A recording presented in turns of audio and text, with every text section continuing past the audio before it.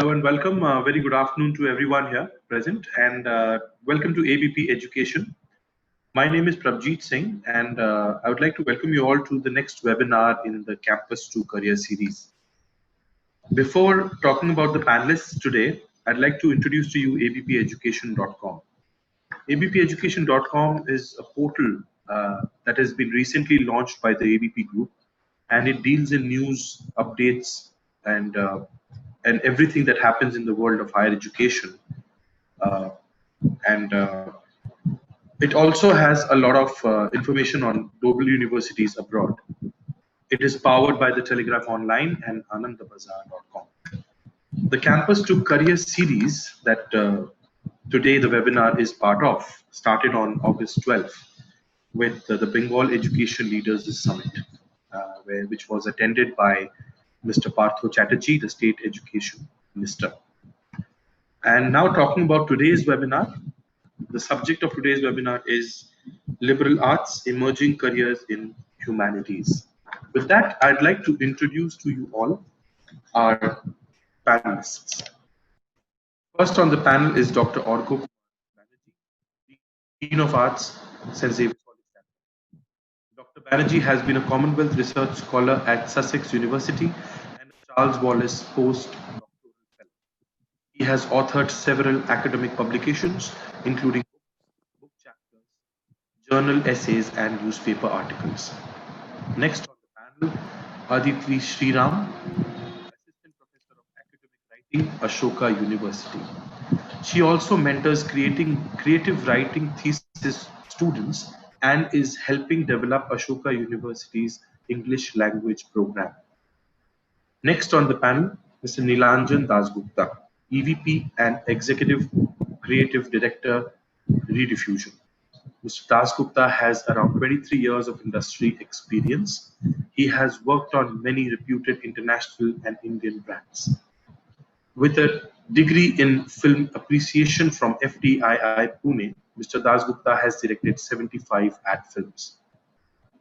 Next on the panel, Professor Dr. Mrityunjoy Chatterjee, Professor and Dean, School of Liberal Arts and Cultural Studies, Adamas University. Professor Chatterjee has worked in the media with stints at ETV Network, TVI Network, UNI, All India Radio, and Doordarshan. Before joining the Adamas Group, he was the director of NSHM Institute of Media and Design. Next is Mr. Mudar Patheria, storyteller and columnist. He is Imran Khan's one-time ghostwriter and one of Penguin India's earliest authors. He has also started one of India's first outfits dedicated to equity research.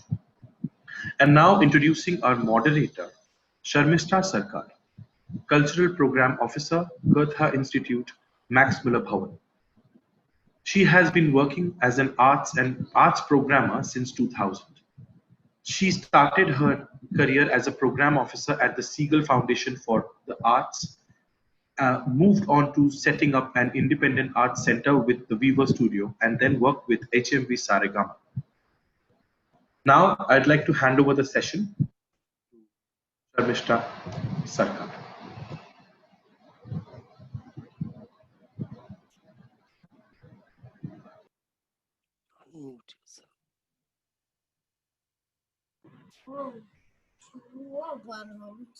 Yeah, can you hear me now?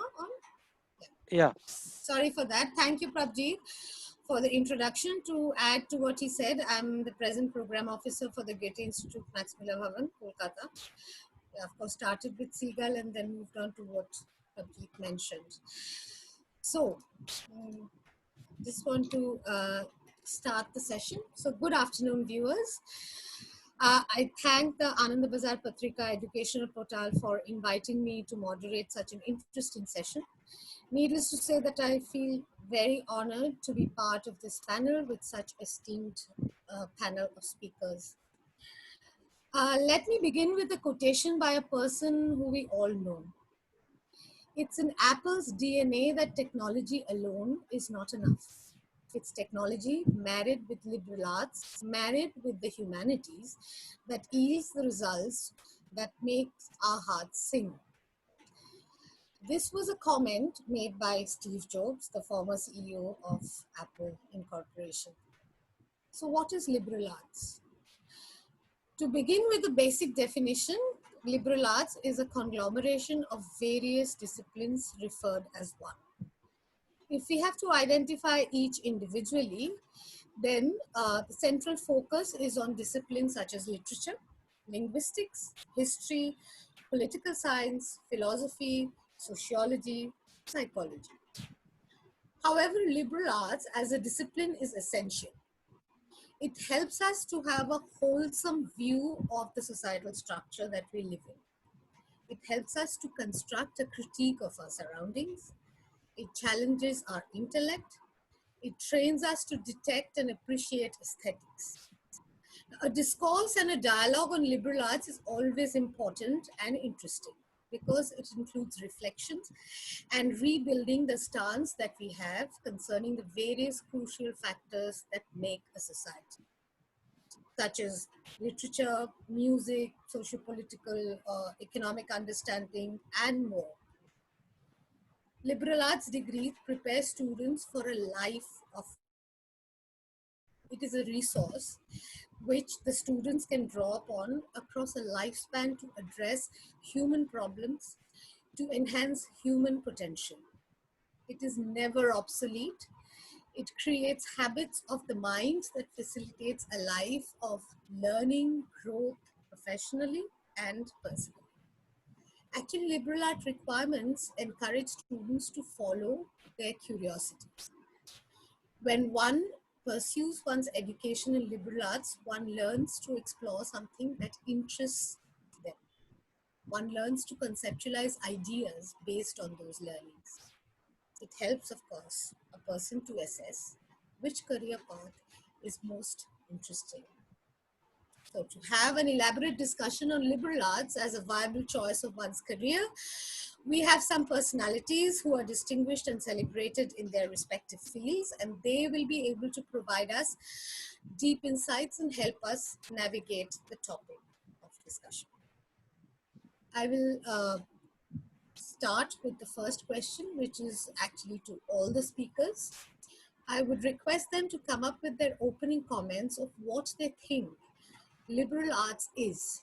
And also, I would request them to pinpoint, if they can, the heart or the center of this vast faculty that is called humanities. And I will start with Mueller.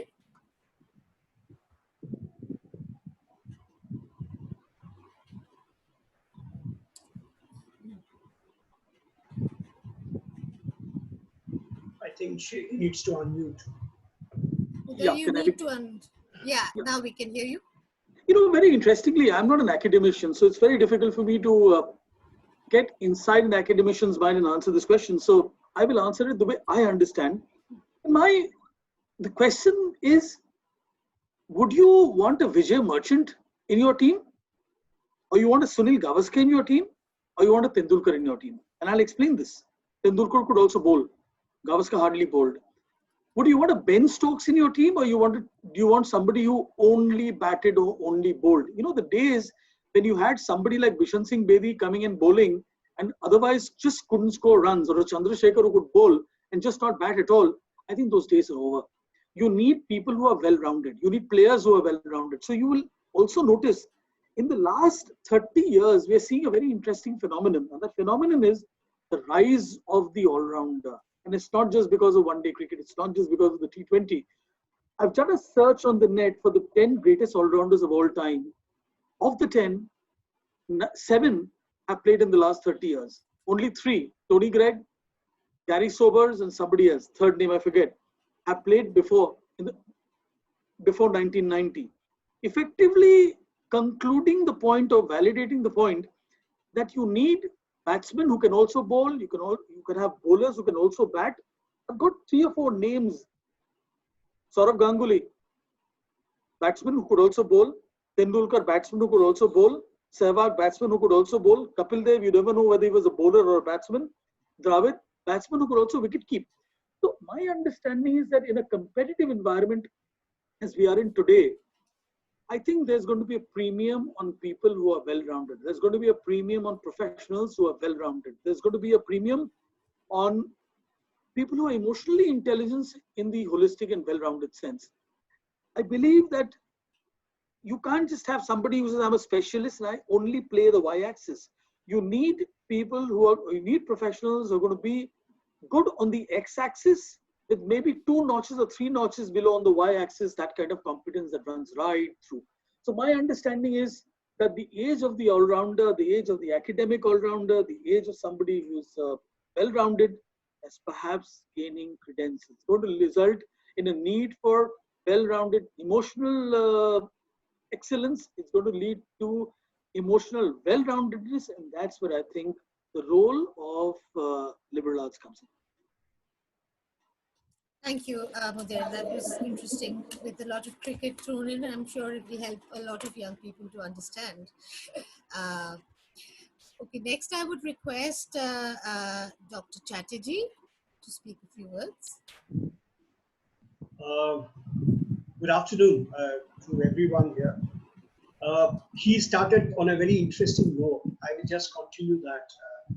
I was having a chat with the best fielder in the world, John T. Rhodes, and he said, you know, I used to get dropped in the school team till I realized that I have to be something which every captain wants. And I became a specialist fielder. I could also bowl and bat. And I never got dropped from the team. I mean, if that is a Mueller's kind of started, you know, even recruiters today, they want people with rounded knowledge. Let me go back to the dawn of civilization, the Egyptian and the Indian. We always had liberal arts. In fact, the kings and the nobleman's son always went to Gurukul, where you were taught Astra Shastra and Artha Shastra together. You were taught civic life. You were taught discipline. You were taught, every aspect of life. And we are proud of Nalanda. We are proud of Takshila. We are proud of all the Kanchipuram and the biggest kind of universities of the world. People from all around the world came to India to study. And liberal arts was the basic focus of study in all those universities. It's not about liberal arts. Today, every kind of frontier and divisions are blurring. Today, commerce, that means economics can be, and statistics can be a combination with linguistic or literature, with history or political science. Today, even mathematics, basic mathematics and basic sciences are becoming a part of liberal arts. Today, performing arts it can be a major, and statistics can be a minor, or the vice versa. So the world is today, we kind of shifted off from the tradition of liberal arts when the people who invaded us kind of gave us those dictum. The Macules of the world told us what to study, and after the independence, everyone wanted people to be specialists, because they wanted technocrats, they wanted economists and management people for the development of the country. And you know, liberal arts, arts was locked in small spaces. It was always there, but people were not encouraged to take up till perhaps when the boundaries fell and people could understand that today's world needs a more holistic learning. Because if we look at the world that is emerging after the new normal, or in the new normal, specializations are not going to last more than 5 years. And people in a lifespan of a job of 35 to 40 years will not be able to be employable with one specialization. And that is what is opening the borders. So unless a person can modulate the attitude, have team skills, people skills, out of the box thinking, intriguing questions, it is basically a journey that we are today from a world which is full of answers to a world which will be full of intelligent, pertinent questions. And that is exactly the journey that we need to undertake. Thank you. Thank you, Dr. Chatterjee. I would next go to Mrs. Shriram. Thank you. And if I can actually echo what Dr. Chatterjee was just saying and use one of the new buzzwords that we like to throw around in the liberal arts space, and certainly at Ashoka University where I teach, a lot of what he was just describing is this idea of interdisciplinary or multidisciplinary learning. You're no longer focusing on one subject or within one subject, one approach to the subject. The idea is that students are encouraged to combine a creative subject such as performing arts with something that is more quantitative and more, something that has a different set of rules and logic altogether. For example, mathematics, and you combine the two to do something, or to ask the interesting question, the intriguing question that Dr. Chatterjee was just referring to. And so to come back to the question that was asked just a few minutes ago about, what do we think is the center of the liberal arts? I mean, one way that I've thought about it at Ashoka University, but also over my career, which has been teaching in the US and now teaching here in India, is that whatever the skills you're picking up, whatever the subjects you're exploring in your university time, so you are roughly 18 years old and this is a roughly 3 to 4 year journey, after which you may go on to some more specific specialization or into an actual career or into something else altogether. But in these few years that you are on a campus, interacting with peers and faculty and finding mentors and struggling at certain things, finding that you're good at other things, what this comes down to for me is trying to understand the subjects or the approaches within different disciplines that make you do 4 things. One is it makes you actually reflect on what you're doing. So for example, I teach writing. I teach academic research writing. I also teach creative writing. And for many of my students, writing is an end product. I have to write, or my students have to write an essay. It's due on Monday. So on Sunday, they all quickly write something. They submit it. And as far as they're concerned, it's a finished product by Monday. Then I receive it, I go through it, I start editing, I speak with the students for a long time about their essay, and the student realizes that this is not the last they're going to see of this particular project. They're going to do it for longer, and they have to reflect on what they've put down on paper and ask themselves, does this convey what I was actually thinking? Does this actually capture my curiosity, my question, my excitement, my boredom, whatever it is? Am I able to reflect on my own work and realize something new? So that's one key aspect of whatever it is that you do in the liberal arts. The second is communication. You have an idea or you're excited about something, you hate something, you love something, you vehemently agree or disagree with something. Are you able to share that with an audience? Again, it could be your classmates, it could be your teachers, it could be your family who have no idea what you're studying at college or are not in education themselves, but in a different line of work altogether. But can they understand the ideas that are whirling in your mind that you are struggling to find answers to, or that you are enjoying finding answers to?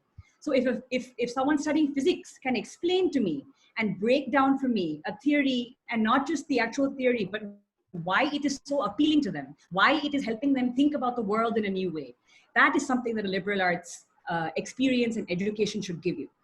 The last 2 things are creativity and rigor. So this idea, as Dr. Chatterjee said, to think outside the box, to ask a new question that has never been asked before, or to simply say, well, what if we did it this way? What if we tried it this way? I'm not from that background, so I'm thinking about the question in this new way.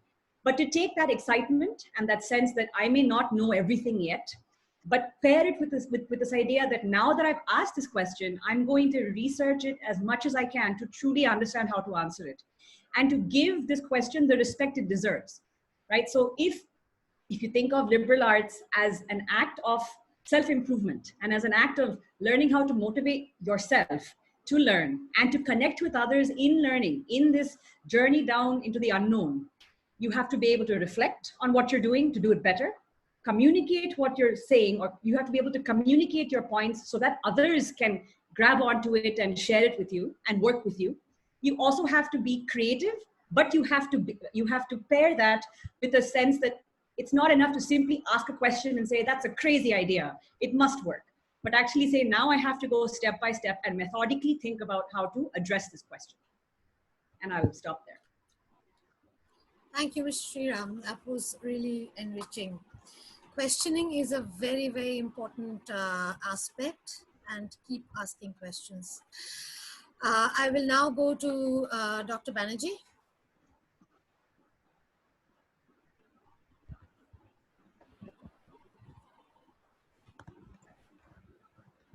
Now you can hear me? Yes. Yeah. Thank you, Shurmishta. At the outset, I'd like to thank ABP Education for giving me this opportunity to share, organizing this kind of emerging careers in humanities. I think it's a great feat, and it's very important and significant given the time that we are living in now, and where constantly humanities departments are bearing the brunt globally, and it's a very, very pertinent and relevant area. And coming to Shurmishta's question as to the personal interpretation of liberal arts, what does it mean? Personally, I personally feel that, you see, the root of the word lies in liberalis, or free, the freedom. So for me, liberal arts would imply true self-expression, the true self-expression. And for that, I personally believe, for excelling, it's very important, it's an imperative that one is fundamentally honest with one's own self, with a great deal of self-introspection, and identifying that solitary passion, not exactly that solitary passion, but maybe particular issues which kind of you are very passionate about, which would endure you for a lifetime, would sustain your interests for a long time, prolonged period. Not only that, with which you can blossom your own self and relate to the community at large and relate to the world at large. Okay, I would personally believe that in the larger sense, the relevance and the importance of liberal humanities lies there. In this particular context, as far as the 4 C's are concerned, that is creativity, communication, collaboration, and critical thinking. So these 4 areas are crucially significant, which would allow you to kind of develop that interdisciplinary approach. For example, today, digital humanities is very much in vogue. I'm just talking about digital humanities because it is something which has come up of late, and it has opened up a huge vortex of career prospects for newcomers. For example, streams like, say, cultural designers in various companies, or information architects, or like say data scientists, or even digital publishers, or even data libraries. So this kind of openings were unheard of even, say, maybe a decade or so back. So with changing times, wedding and amalgamation of various streams, new prospects and new avenues are being opened up. But having said that, you see, I personally like to differ slightly from my earlier panelists, in the sense, I believe, with what I mentioned earlier about the issue of true self-expression, being true to your own self, knowing wherein your passion lies, exploring that passion, excelling in that passion, and through that passion, discovering your own self. And in the process of discovering your own self, you relate to the larger world. So that is very, very significant for me, because the more you are honest with yourself, the more you kind of pursue the true inner self in the field where we are kind of course, there will be certain ancillary issues at the pragmatic level which you need to explore. But finally, it would also be important that to remain grounded.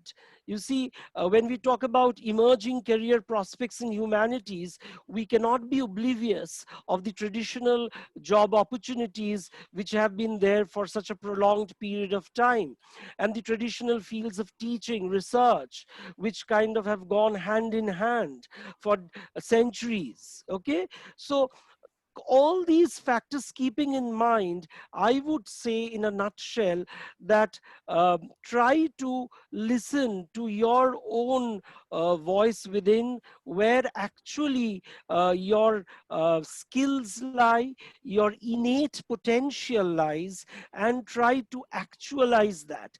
These little small footsteps would gradually in the long run would culminate and would definitely sow the seeds for some greater accomplishments. When Mueller talks about various all-rounders, about we used to call when Ravi Shastri used to excel, we used to talk about the bits and pieces man. Ravi Shastri himself talks about bits and pieces in the sense I do a bit of bowling, I do a bit of fielding. When I flopped in both batting and bowling, I take a few catches to make myself relevant in the team. But I personally feel your core area of passion would be there. It would be a solitary enterprise. Backing it, there would be some ancillary other fields where you would kind of, along with your excellence, those fields will go hand in hand. And that would kind of, help you to kind of achieve a degree of satisfaction, a happiness, because you are pursuing something which is close to your heart, which has not been thrust upon you from the outside. That would be my take on liberal humanities. Thank you. Thank you very much. Of course, we come back to the point that to the name liberal arts, art can never be boxed. It has to be liberal. So, and that's the basic essence. Okay, now, of course, I go to Neil to say a few words. Okay, hi everyone. Thank you, ABP Education. This is quite an honor to be here. And I think I'm the most ignorant one in the panel of all esteemed professors. I don't have any knowledge on any theory. I've not read anything about liberal arts. I'll just tell you about practical experiences because I think I belong to a profession called advertising, and I think we are learning every day.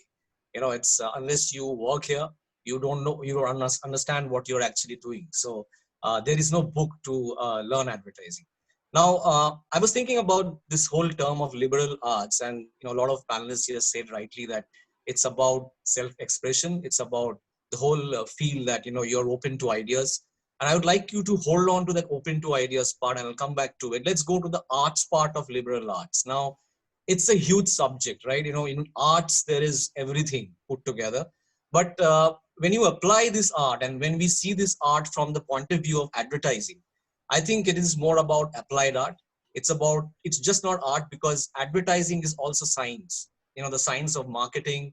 You have to understand strategy. You have to understand what the client is actually looking at. So there is a whole thing about understanding each and everything and then applying your creative knowledge. Now, I would like to say, and I really like cricket, and I think everyone has spoken about cricket here. So I would rather go to cinema because that's really which I really love, and I make films. So if you look at cinema, and if you see the whole way the cinema is made, and let me say that the role of the director is very important, right? So what a director does is that and there's a very interesting saying by Kieslowski. I'm sure you've heard of Kieslowski. He's made interesting films like Decalogue and stuff. And so he defined it in a very interesting way. And he says that in a cinema, a role of a director is to help. He just says the role of a director is to help. Now, what he really means is that the director is actually helping the whole thing to come together. And as Mr. Satyajit Ray has said that cinema is actually a director's medium, because a director binds everything together. So now, if you look at liberal arts, I think, and as a lot of panelists have said here, that it's about the technical knowledge, it's about the theoretical knowledge, and everything put together. That's exactly what the director is doing in the cinema. He's using an editor, he's using a DOP, he's using a set artist, a makeup guy, he's using the actors, to perform. So he's the one who's actually putting everything together. And that's, I think, the role that we need to play in our professions today. Because if I look at from the whole point of view on advertising, you're doing a lot of things. You just can't say that I'm creative and I'll just write one line of copy or I'll do some art and that's my job. You have to understand strategy. You have to understand where you're pitching your client. You have to understand the whole the target audience segment. So it is everything put together. And if you really ask me, liberal arts is that when you become independent and when you can control yourself. Because in advertising we are trying to control everything. It's a very difficult profession if you really ask me. And I think the whole idea is that there is a lot of glitz and glam. It's not at all that. Believe me, it's a lot of hard work, and every day there is a lot of science and a lot of art being applied into advertising. So if you really think about liberal arts to the point of view of advertising and cinema, I think it's about being that person who will control things, who will have the knowledge of everything, who will be able to do everything. And as Aditi was also saying, I think it's important that through that power, you can transform, you can illuminate, you can educate, you can inspire, and you can motivate. Because that's your role. Because when you are actually in advertising, we are selling dreams, right? And it sounds very beautiful that you're selling dreams, but when you get into the whole aspect of the reality, it is actually hard reality. Because there is a client who doesn't like your creativity. He's saying that it is nice, but it should be like this, but you believe that this is what it should be. So there's always a tussle that's happening. So I think you have to really control things. So to me, liberal arts is about controlling things. It's about effectively communicating what you can communicate well, and also solve problems. And that's how I will actually define liberal arts. Thank you. Thank you, Neil. In fact, Kichlovsky is a great filmmaker. For those of you who are interested in films, make it a point to watch Decalogue and his tricolor blue, white, red. Okay, before we have a couple of questions coming in already, but before that, I will just get into one question which might help our student viewers who are looking for a career in liberal arts to start it off. And then we can go to another question later. So my question is, what is the right kind of subject combination for a student to pursue a good career in liberal arts or humanities? Should it be only driven by one's passion and curiosity? Or do we have to keep other practical things in mind? If so, what are they and how do we go about it? I will start with Dr. Chatterjee here. Okay, you've hit on the nail, my dear friend, whoever has asked that question. In fact, that's me. Okay. So basically, it's all about passion. It's all about market economics. It's all about demand and supply, and it's all about a passion that becomes a profession. So if you can combine all these four and take a decision about a course in liberal arts, because you see, liberal arts doesn't contain you. Liberal arts gives you a wide horizon, and you can, today's world, as faculty from Ashoka was saying, or as Adamas University in Calcutta has now kind of widened the horizon, as my alma mater St. Xavier's does. You can have minors and majors, and this minors and majors concept gives you a wide kind of horizon to play with. You can basically take economics and have statistics. You can go to the class of Plato and have the think tank kind of approach to thought and ideas around the world. You can basically do a course in communication. You can do there was this speaker from advertising. He also is very much a part of liberal arts, because advertising combines filmmaking, advertising combines, good copywriting, advertising combines, your questioning mind, advertising combines a good market skill, advertising has that element where your client is always right and his thought process is always correct. Whatever you present, he will have positively some idea to tell you. So your modulity, your modulation, your ability to take in all those factors and assimilate into a canvas and draw a picture is your ability. It's your own. No peer pressure, no parental pressure, no friends, no advisors can really tell you, because that is the advantage of liberal arts. In fact, the biggest and the best universities around the world today realizes, even the IITs of India. I was talking to some of the senior directors of IITs, and they say, we are thinking, how can we differentiate our technical education by inducting a sense of liberal arts? And I must tell you also, the MHRD is very seriously thinking of Indian Institute of Liberal Studies. So, the possibilities are enormous. Possibilities are enormous, and 46% of the world's best brains are from either India or from other parts of the countries where people do not come from the first world. So please try to understand that the canvas is there for you. The colors are there for you. It is your mindset, your ideation, where you want to put that dots and kind of connect it. It's important, not only the dots are all there, the thought process are all there. It all depends on how you are able to connect the dots to make the figure which really makes sense to your life, your avocation, your career, your pursuit, your passion. And if you can combine all those, I am reminded of one of the finest actors when he was receiving his Oscar. He said, I am one of those most blessed person in the world who can pursue his passion and gets paid for it also. So I think this is where the answer lies. This is where you all should take a call deep from your heart and really put everything on the canvas and draw the picture. Because for you, the world is totally open.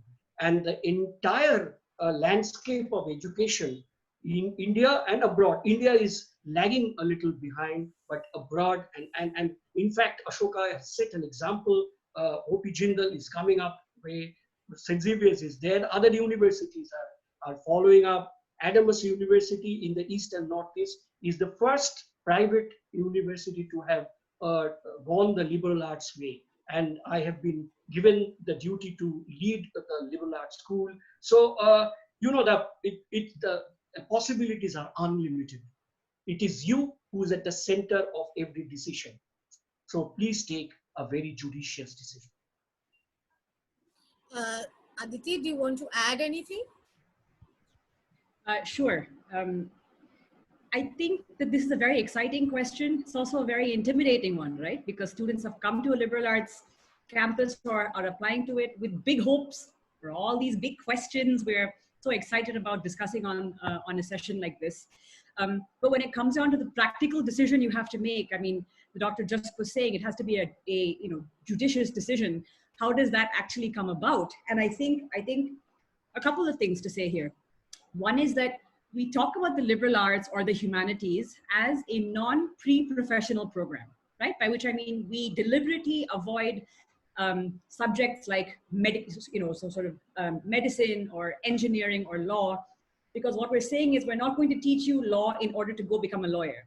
We're going to teach you good communication skills, strong writing skills, the ability to take a piece of information or text or movie or project, break it down into clear questions, and then find answers to them. So whether you go into legal field or into the medical field or into advertising, this skill set or this approach you can apply across all of them, right? So we are trying to first of all say that even though we're not giving you a pre-professional degree in a liberal arts institution such as Ashoka, we are certainly training you to be a professional.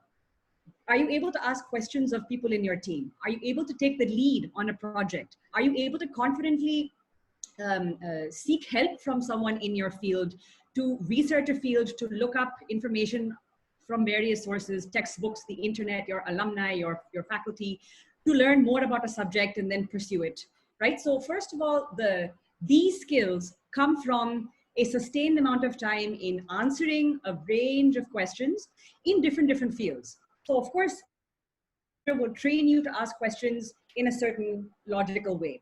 A mathematics degree, a creative writing degree, a philosophy degree, they're each training you in a specific, system by which you break down a question and find an answer to it.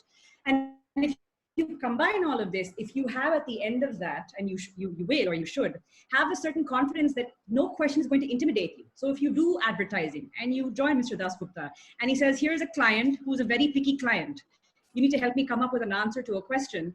You're not going to say, but I don't know the field enough. I don't know what advertising requires. I'm not a good artist. I'm not a good writer. Those may not be your exact strengths, but do you know your strengths? Are you able to vocalize and say, I'm not the best at this, but can we try it this way? Can you show me something here? Can I try it in this manner and that manner? And you actually are able to communicate. Like I said, communicate what it is you're able to do, and then find your place within a team setting, right? So this kind of skill set allows you to enter the corporate workforce. For example, I was a liberal arts student back in the US. I did my undergraduate there.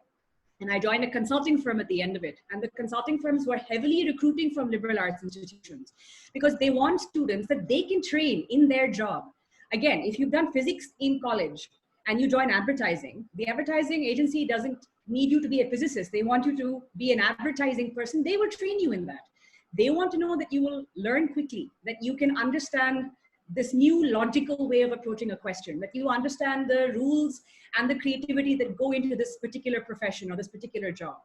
A corporate workforce is all about being a good team player, taking initiative, also asking questions, working hard. If you've done those things in college, whether it's in a physics major or in a poetry major or statistics or dance, if you can show that, you can go into the corporate workforce, you can work for government, you can go into higher learning, you can pursue a master's or PhD or something in that same field because you are trying to actually understand that field in a deeper, more slower paced way than, let's say, joining a consulting firm or a bank, which has a different pace at which you reflect your learning and kind of, rise up the ranks, if you will, right? So I wanted to say that.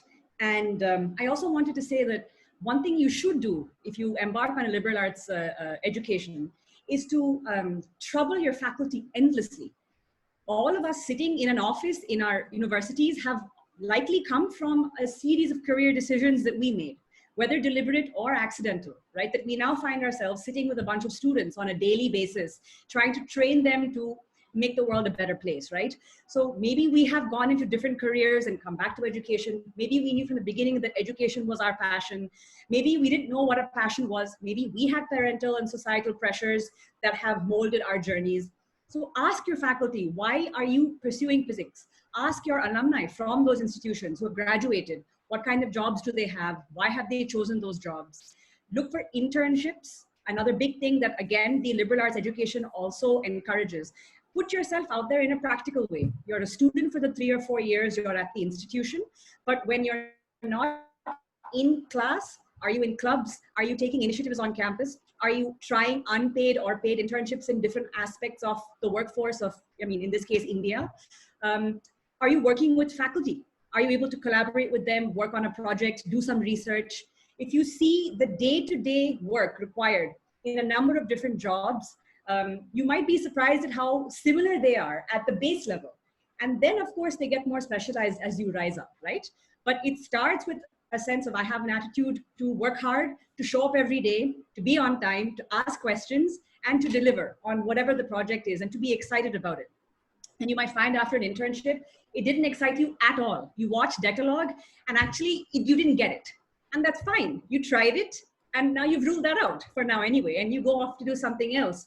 But that's part of this reflection process also, which is that you are following in the footsteps in some cases of mentors and faculty and alumni that you have at your university, and then seeing what works for you and what doesn't. Because people before you have been asking this question for years and years, right? Maybe slightly differently asked. You know, it's not so much the world is your oyster, do anything you want. Not everyone has had that opportunity maybe. And maybe even you don't have it so easily spelled out. Maybe you do have to think about expectations from home or anything else. But that doesn't mean you can't at least take a look and see what opportunities do exist, what faculty can help you with, what your alumni and other mentors can help you with. And then one by one, you can start, crossing things off a list or adding to the list. And it makes for a really great self-reflective exercise, and you will grow and become more professional because of it, and then be a great candidate for any job you do end up applying for. Thank you, Aditi. I will just take, there are questions coming in. As I said, I will just take one question, which may be answered by Dr. Banerjee maybe. It says that I'm Niharika Biswas. She's from class 11 and she's doing humanities. And after 12, she wants to pursue a degree on mass comm. So if you can kindly help her with some fundamental information, also a little information about what courses you offer, maybe from St. Xavier's, and then I can ask briefly Aditi and Ms. Dr. Chatterjee to add in. So Dr. Banerjee, would you Yeah, sure. start? Yeah, sure. Well, we were in the city, I think we were one of the first colleges to open the mass communication and videography course, which itself has become very popular and it's very effective.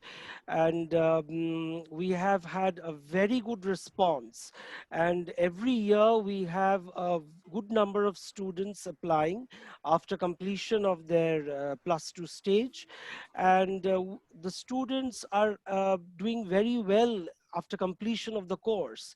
In fact, many of them have gone on to filmmaking, pursue higher studies in filmmaking from Pune, FTII, or from Satyajit Ray Film Institute.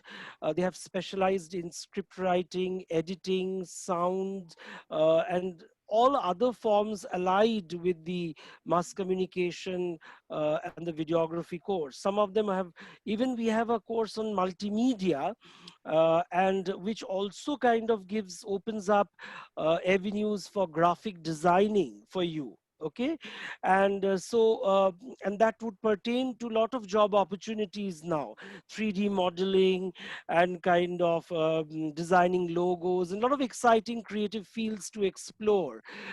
Besides making animation films, also from the corporate sector, you kind of make short films and kind of be part of their publicity and advertising campaigns.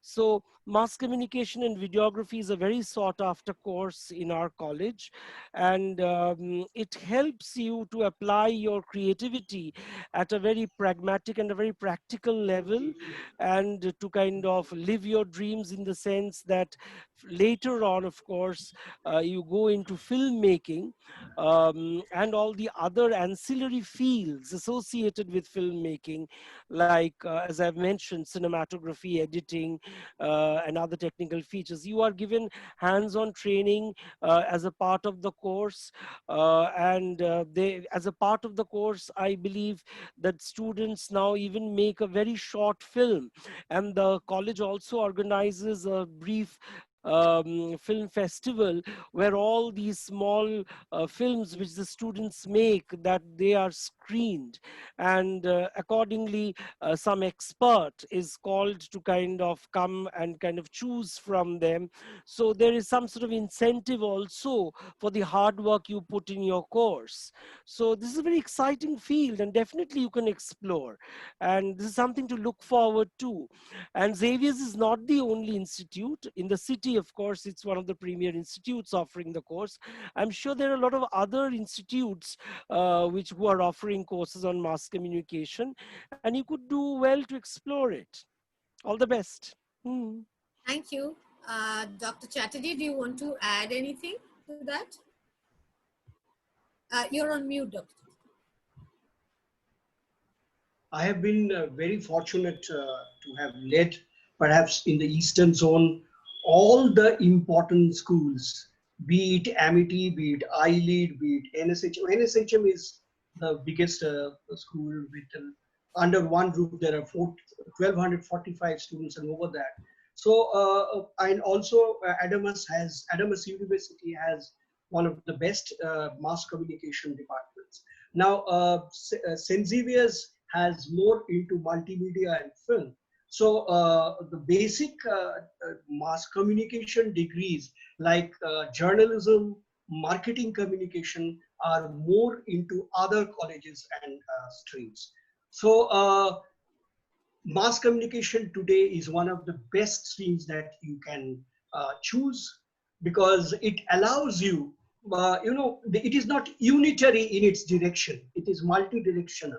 So you can go into journalism per se. Social media today is one of the biggest and the happening thing. You can go into digital media, you can go into convergence mode of journalism, because the editorial office and the third party ratification in journalism is today ebbing out.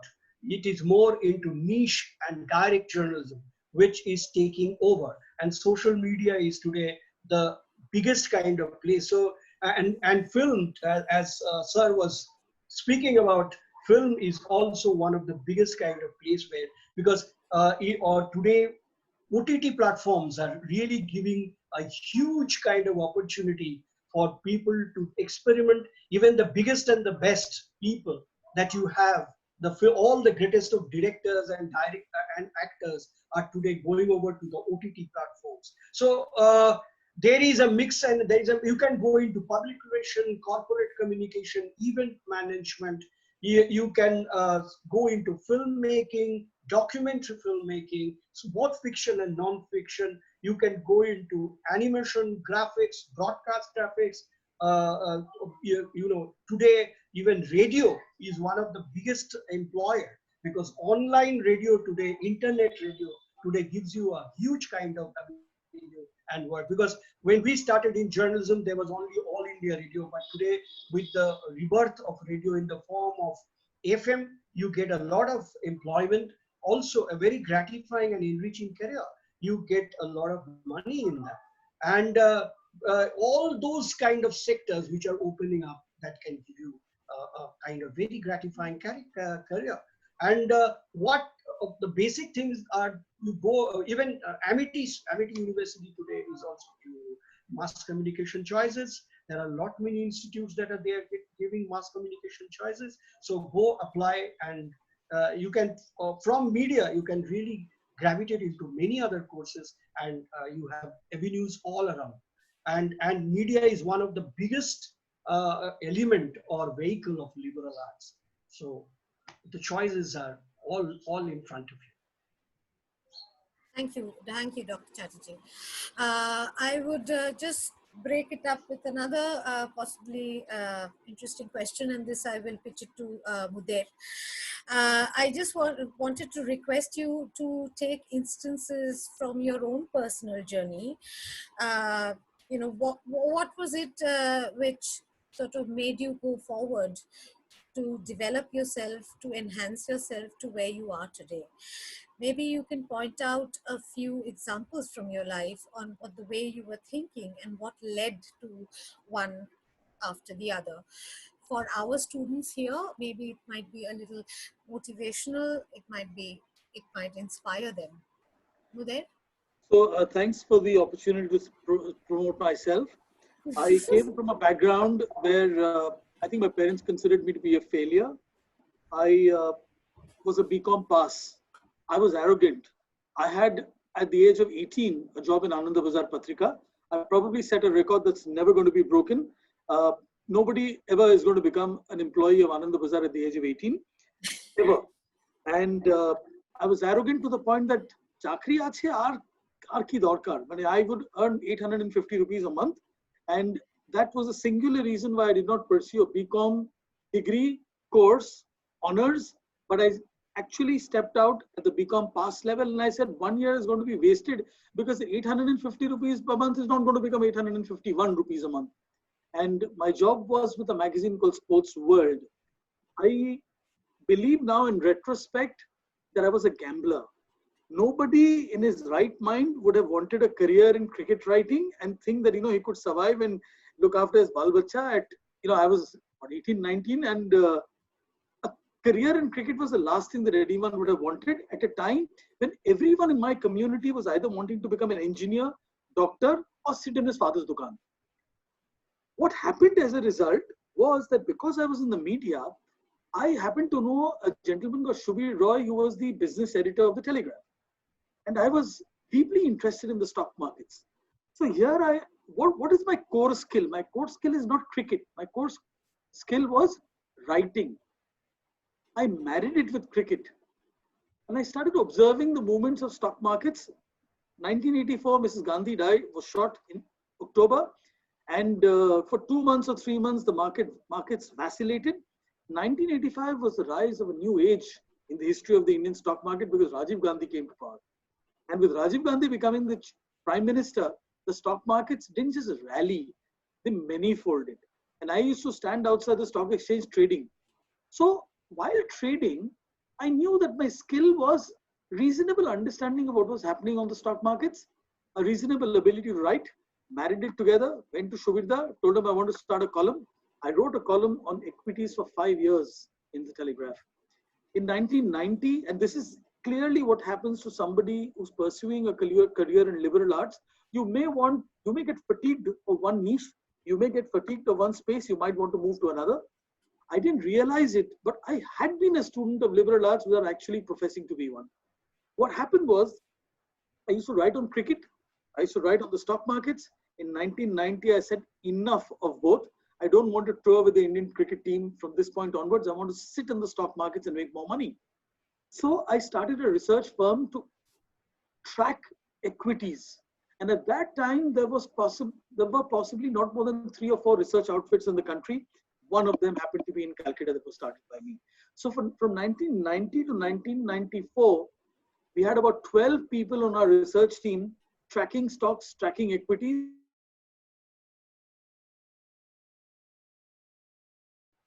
I made the fortune of my life. 1995, the stock market tanked. There was nothing to do. Our principal said, we don't want to keep you recruited. We want to let you go. I had nothing to do. I was actually out of a job. But I had one thing going with me. I understood balance sheets because that's what I did while I was prospecting equities. I knew how to write because that's what I had done, writing cricket. I understood the stock markets. So I went to a client in Calcutta Sugar Company and said, I want to do your annual report. I did the annual report. Investors received it well. The stock moved. The client said that, why don't you turn professional and start your own company? This was not in my DNA. I was a chakri, a salaried individual. It is the Marwari industrialist who told me that, you need to become an entrepreneur. And thanks to him, I became an entrepreneur. The client is still my client today. I've done nearly 1900 reports in existence. And I didn't come from a background that said, you will be MBBS or you will be chartered accountant or you will be cost and works accountant. I wasn't classified in a vertical slot. I wasn't living in a silo. I had a segue. I could move from one point to another. So I started as a cricket writer in life, moved to equity research, moved to starting a communications consultancy, moved to starting maybe one of Calcutta's most influential philanthropic groups.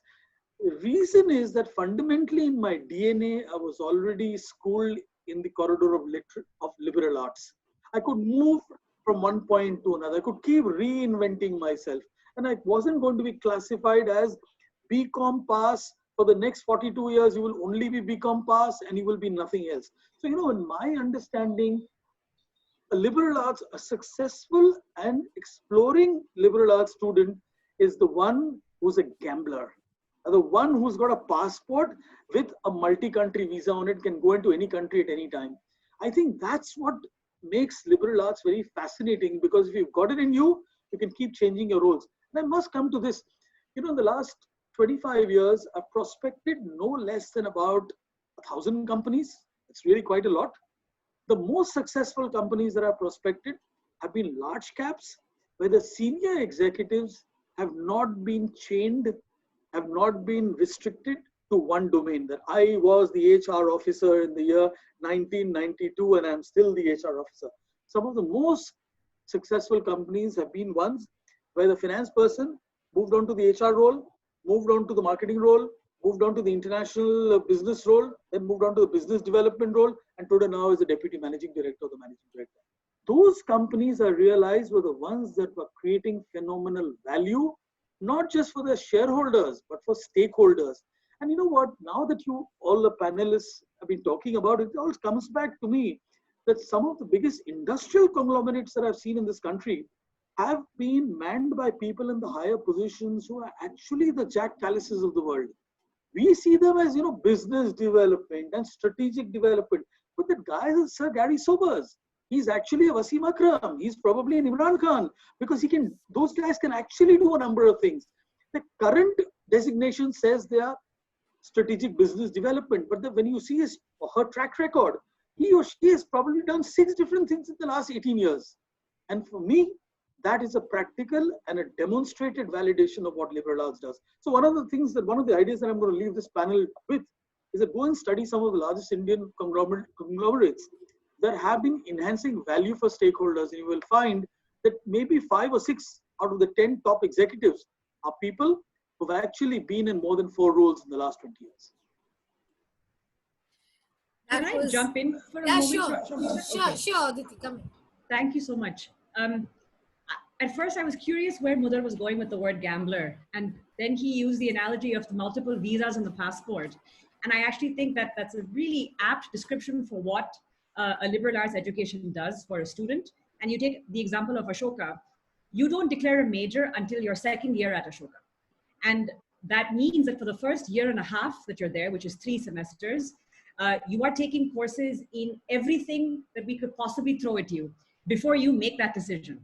So, we are stamping your passport, or we are making you get your passport stamped in history, philosophy, performing arts, art history, writing of different kinds, a range of maths and science courses. And that is because you need to flavor all the, samples in the ice cream shop before you start, before you actually buy the one that you want in the cone that's going to drip all down your hand and be sticky and leave the longest, impression on your hand and in your mouth, is that we want you to try everything. And it's only after you've done all that sampling, or rather it's when you begin to sample, that you realize what this kind of experimentation does to your brain and how it keeps you excited, or where you find yourself more naturally inclined, or what you find yourself best interested in, or you meet a faculty member you might otherwise never have interacted with. Because you thought, I am no good at mathematics, I will never speak to a math faculty. And then you meet a professor because of some required intro course, and it turns out they have a totally different approach to teaching mathematics than you thought possible. Or you meet someone teaching you a second language, and you realize that there's a certain approach to learning, if not the language itself, that you're very interested in. But it's all those stamps in the passport, all those visas, that you can look back on and say, I never want to go there again, but I love visiting that one, right? And here's where I want to put citizenship. And you can actually make that next move. So just wanted to add on to that. Thanks. Thank you. That was very useful. I would just... Can I just want to add on? Yeah. I was just coming to every one of you. I mean, Dr. T, go ahead. Yeah. Basically, I would want the students to take a very, very judicious call.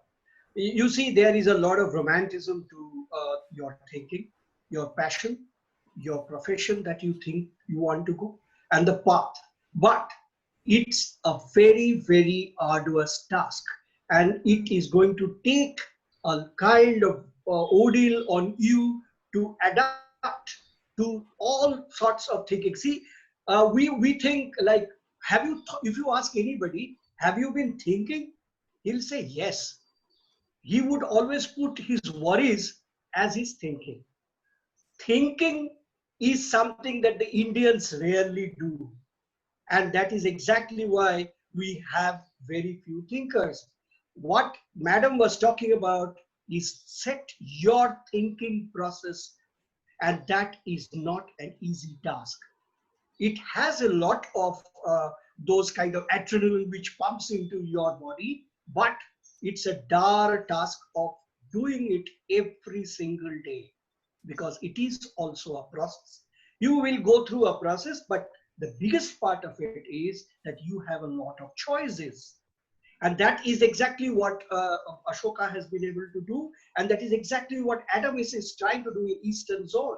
We are trying to put across to engineering, to medicine, to management, to economics, to hard basic sciences, subjects that are of liberal arts, to give a wholesome kind of persona to a person who's studying physics or engineering or management or media or any other subject. Because you need to know today to be able, see, there is a huge kind of difference of pre-COVID world and post-COVID world. You will see that employed and employable would be two different words in the post-COVID world, because to stay employable, you need to learn, unlearn, relearn, again learn, unlearn, relearn, because your 35 years of job in the post-COVID world will need much more than the pre-COVID world. So if you are employed, good enough, but don't take your employment seriously, because you need to be employable in the new thing. And the best part is that we don't know what is going to happen, what jobs will be there in the next 2 years.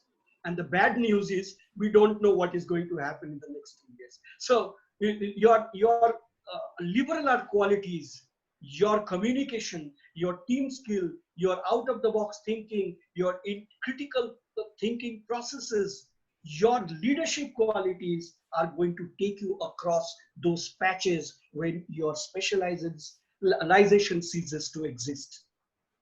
So please, liberal arts today is a way of life. It is no more a career choice. It is an absolutely compulsive career option. Thank you. Thank you, Dr. Chatterjee. Does anybody else have to, Dr. Banerjee, do you have anything to say? But very shortly. Yeah. Very I wanted to add something because to your earlier question, which before we took on a question from the you were asked, that about the pragmatic choice about subjects. Yes. You see, remember, and you see UGC 3 years back roughly implemented something called the CBCS system, that is the choice-based credit system. Now, under this, unfortunately, you see, unlike Ashoka or some of the other institutes, at the benefit of this cafeteria system is yet to reach at the grassroots level. For example, for the first time in our college, we had students from liberal arts who had opted for subjects like mathematics and other science subjects as their generic elective subjects. Fortunately, we are in a position to offer that. But you know, in certain institutes, like so, they have still streamlined the options. So that option would be restricted for some of the students, whoever kind of asked that question. So within your limited choice, whichever comes close to your liking, that should be the basis of your selection. Okay, so we have to kind of accept the ground reality there. There is no kind of suppose an institute is not being able to offer under the cafeteria system the huge amount of options which are there. It can't be helped. Hopefully in due course of time things will improve, and hopefully you will have better options where along with your specialization in say Bangla literature, or it's taking history major or English literature major, you can also opt for subjects like say microbiology or say biotechnology, provided you are passionate about it. And it's perfectly normal for any individual to have interest in a particular subject like biology along with mainstream humanities. So that option, I feel, in India, like say, in due course of time, that will open up. I just wanted to clarify and chip in, especially since Aditi and the other options which were enumerated. But unfortunately, the ground reality for many students who are here may be slightly different. So for their benefit, I wanted to clarify this. Thank you, Shormishta. Thank you, Dr. Banerjee. That was very useful indeed. My next question is to Neil. You can add in your personal journey bit in this. Just wanted to ask you, popular opinion says that normally recruitment in the ad industry is more from management institutes, art colleges, or mass communication, since it's social communication. But don't you think that liberal arts students can also fit into the industry? Why? And explain how they fit in? Can they be better players when it comes to critical thinking skills or judging the program ladder back to the client's objective? What do you think about it? You can, of course, club it with certain examples from your own life, which can also have scopes that you see from liberal arts in advertising. Thank you, Sharmishta. I think interesting question, and I don't think there is anything that you need to join advertising. Honestly, I'm sorry for this. There's a lot of eminent professors in the panel, but I've flunked all my life, and I'm in advertising, and I meet a lot of doctors and engineers in this profession. There are scientists who are now doing advertising. There is no rule actually to what you can study or what. Yeah, I mean, liberal arts is definitely an opening. But it's a bit of irony that I believe that advertising can never be taught unless and until you actually start working.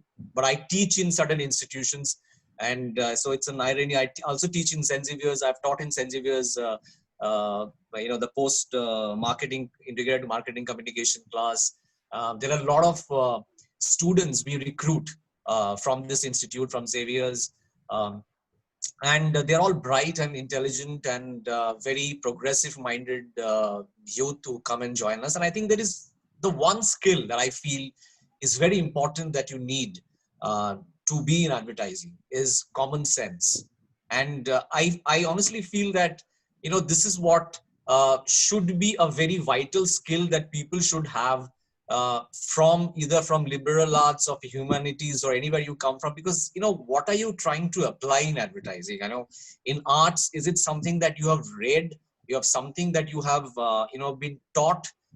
I don't think so. I think every now and then you're just breaking the norm. Your job is to challenge the norm and come out with something which is new. So that new idea can only come if you have the passion, if you have the common sense, and if you have certain skills. Now, in advertising, I don't think you need to pass out from a certain college to say that I can do advertising. You can come from anywhere. But once you come into this field, you will be taught certain things, and you have to understand certain things, which are the the nuances of the trade. And I don't think you can ever understand this when you're in an institute. I mean, there are institutes like MICA. They are very good and they're very reputed, and there are a lot of colleagues and friends I have in advertising. They are from MICA. Definitely a great institution to learn advertising from. There is the St. Xavier's integrated marketing course where I have taught. There are many institutes here. There is CMI, there is BIBS in Calcutta, and they're all teaching one aspect, which is advertising, right? And I don't think it can be taught. I can tell you certain 4 P's and 6 E's of marketing. Sorry, I missed the 3 C's. But yeah, but it doesn't matter. When you come to advertising, everything is like practical learning. So that's, I feel that, you should be just open to the idea of that. Can I do advertising? How advertising happens to you, nobody knows. I don't remember how advertising happened to me. I always wanted to become a filmmaker. I'm making films now. That's great. But yes, through advertising, I have learned a lot of things. And if you want to be in the creative profession, if you want to do something, then you can actually think of giving it a start from advertising, because this is where you learn every trade, everything in the trade. Like, if you're a creative guy in advertising, you have to write a radio script. If you're a creative guy in advertising, you have to write a film script. You have to do hoarding advertising. You have to do press. You have to think 360, innovative ideas. So it's a great training platform, to understand. Then if you think that it's challenging for you to every day wake up in the morning, go to the office, face a new brief, challenge your way through and come out with a new idea that will help a client to sell a product, they say that, that the biggest challenge is to sell a refrigerator to an Eskimo in advertising. And that's exactly what we do every day. I mean, nobody's interested in advertising. I mean, do you think that people are having a gala time watching ads? I mean, at the moment the ad comes, they take their remote and they switch the channels. So what is your role? Your role is to hook them into it. Your role is to come out with an idea, which is the big idea, which people will talk about, which people will think, oh, this is great, and I really want to watch this ad. So that's a difficult part of the job, but it's challenging, and it's a great place to learn everything. Now, specifically in advertising, there are certain divisions. There is creative department. There is this marketing department, whom we call the servicing department. There is the media planning department. They plan where you should place your ads, and it is very interesting today that how digital advertising has come up. And I would take on with what Professor was saying, that now there is this two phases, right? I mean, we had the BC, which is before Corona, and now we have the AC, which is after Corona. Now in AC, things are changing. Things are changing a lot, and we are reinventing the wheel. And we are trying to understand each and everywhere that how we can actually do things in a very new way. I mean, imagine you used to think about hoarding advertising. I mean, in the last 6 months, how many hoardings did you see? I mean, you were thinking about placing your ads in the best of the TV serials that happens on TV. In the last 6 months, you changed your media plan, and all your ads came on news channels, because that's where, all for the wrong news, maybe sometimes at times, because of COVID, you actually were hooked onto the TV, and you wanted to know that what is happening in the world. So I think the whole the trade is changing, and we are changing our way of thinking, but the basic construct will never change. I think as far as the profession goes, creative guys will have to come up with ideas, will have to have two skills. Either if you're a copywriter, you have to write well, you have to really have the strength in your language, your vocab, your writing skills. And if you're an art director, you have to know certain softwares. You have to know know the nuances of art direction, because that's very important in advertising. And then when you become creative director, then you have to actually run the show. You have to have your guys who will come up with ideas. You have to sell this idea to the client, and there is a strategy guy who will come up with a whole strategy behind the brand. So it's a whole process, and we are learning every day. And I don't think you can ever say that I am successful in advertising. I mean, you can never be. I mean, you just learn every day. You just, you evolve every day. And because the market is changing every day. And I think this one specific thing probably you asked, Mr. if I remember, is that instances from my life. Yeah. I mean, there are many instances from my life. It's every day there are certain things that are happening which you're learning. But I would rather mention one thing, is that, when I started doing advertising, I was just I did my bachelor's in English honors, and I was in the profession, and I had nothing. I didn't know that what am I supposed to do. I mean, I did a small course that time. The Clarion agency, they had this very interesting course called the Clarion College of Communication, and a lot of guys from Calcutta have studied there, and you have to sit for an exam, and they choose you. So I got a little understanding of the whole thing. But when I joined the agency, I think the whole experience was that this is how you do it.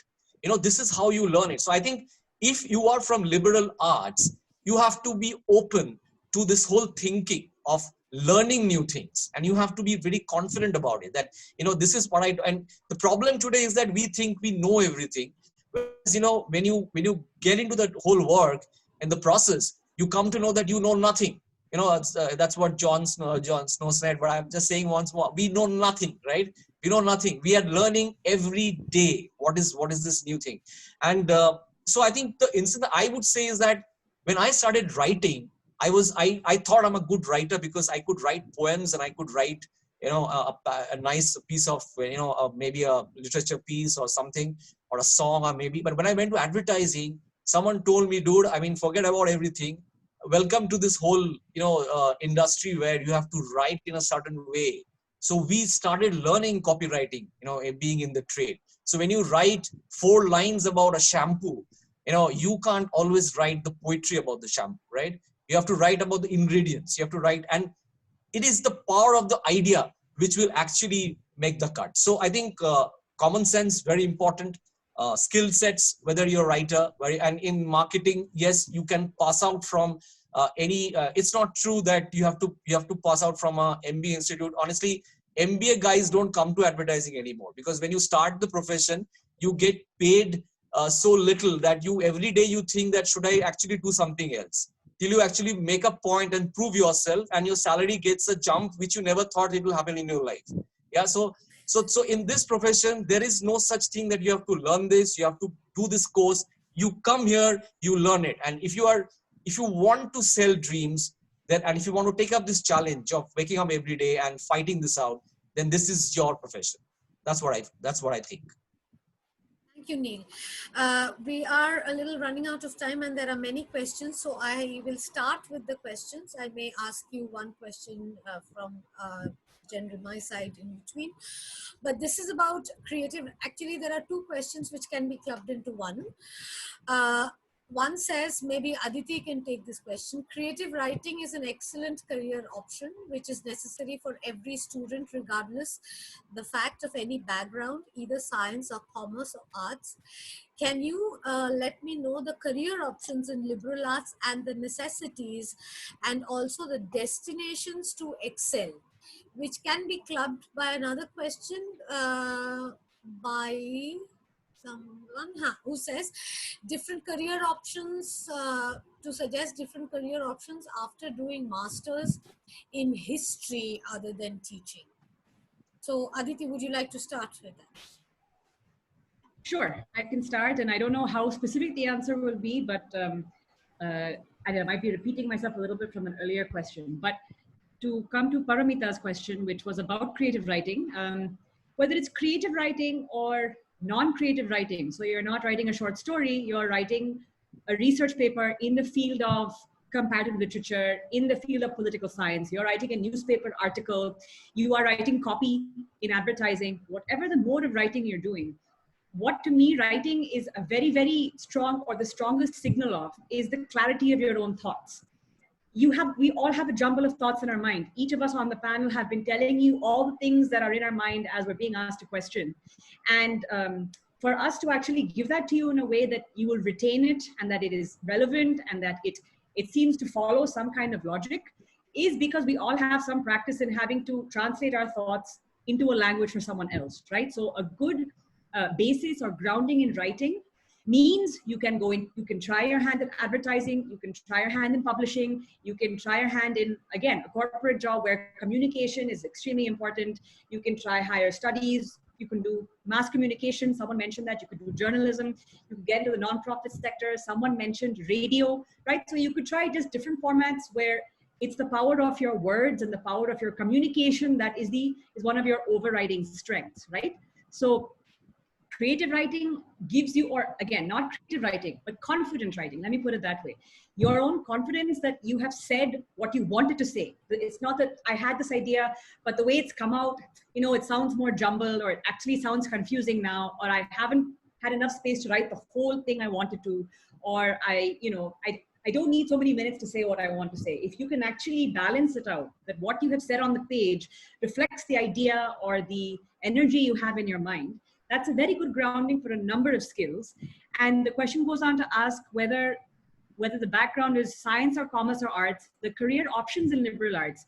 So what I was saying before, and come back to what Nilanjan Dasgupta was just now saying about advertising. You have to be willing to work hard and learn every day on the job, right? And liberal arts says to you that before you choose judiciously, before you select a major or the field of study that best represents your strengths, your interests, your passion, and all of the expectations riding on your shoulders. Before you do that, you are telling yourself with each class you take, I may not know anything about this field. I may not pursue this field as a profession or as a career 5 years from now. But today in this class, I'm going to pay attention to medieval Indian history, or and I'm going to pay attention to some aspect of European philosophy, or I'm going to pay attention to some aspect of comparative political science, because it's as much about the content that I'm learning, but I mean, as much as that, it's the approach to thinking. It's the way in which these fields took a question about the world around them and broke it down and said, for us to understand why India has evolved the way it has, right? We have to look at it from an economics perspective, from a historical perspective, from a political science perspective, from international relations, from the kind of research that came out of the country, from the access we had to an outside world, to liberalization, a whole range of things, right? So only if you know how each of these different fields addresses a question, you will start to develop your own question answering approach or question asking approach. And then the jobs available to you and the jobs that interest you will start to align. And you can actually go out and apply. And when it comes to the actual job application process, be as bold and brazen as you're being in this session. Look up a company, if it's a publishing company, find an editor in their in their website. If it's an advertising company, find Mr. Dasgupta's email him and say, hello, sir. I would like to ask you a few questions about your profession. Do you have 20 minutes to answer some questions? How did you get into this field? What should I have done to get into this field?